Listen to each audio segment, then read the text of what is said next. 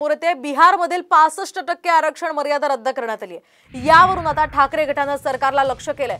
मोदी महाशयांनी युक्रेनचं युद्ध थांबवलं, मात्र ते पेपर लीक थांबवू शकले नाहीत, बेरोजगारी रोखू शकले नाहीत अशी टीका ठाकरे गटाने केली आहे। तसंच बिहारच्या निकालाने महाराष्ट्रातील आरक्षण आंदोलनांवर काय परिणाम होतील असाही सवाल ठाकरे गटाने उपस्थित केलाय।